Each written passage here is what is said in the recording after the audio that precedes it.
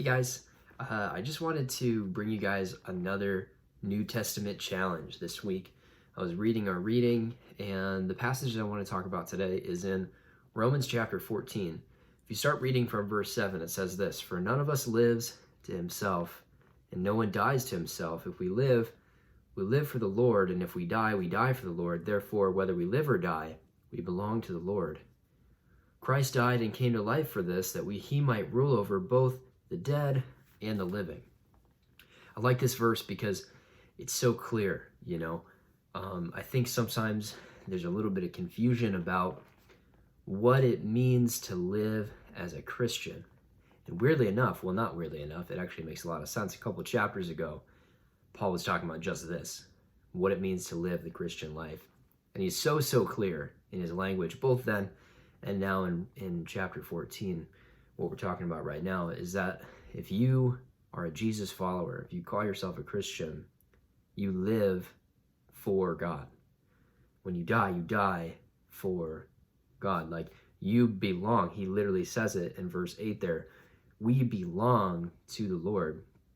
I think that's really, really important. And the context of what he's talking about is actually because people in the church, two people or several groups of people who are genuinely Jesus followers, were criticizing one another for certain things, like keeping the Sabbath in a certain way, or doing things like that, practical things that one group of people wanted to do, the other group of people didn't want to do. And so they were criticizing one another. And Paul basically says, listen, if you're genuinely a Christian, you live your life for the Lord.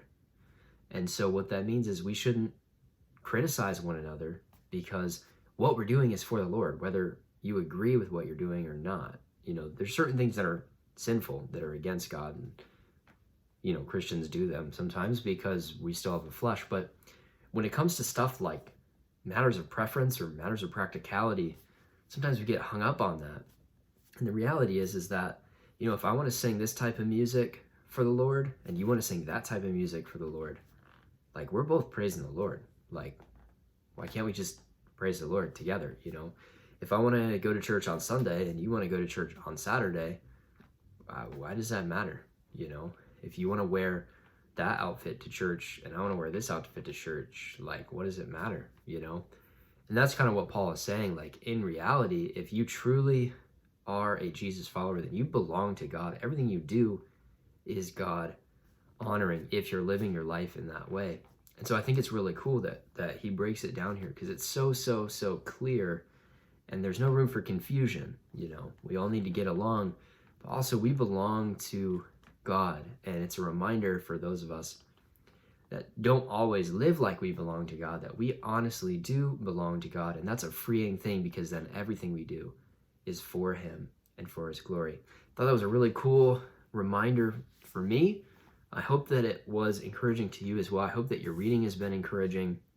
Be sure to put in the comment section what has been encouraging you in the reading so far. If you've found another verse that you've really enjoyed, why don't you just write it in the comment section down below. We'd love to hear what you've been reading as well in the New Testament challenge. And I hope that you guys are staying encouraged, that you are learning some new things, that you're growing closer to Jesus during this time we get to study his life and the impact of his ministry. I'll see you guys soon.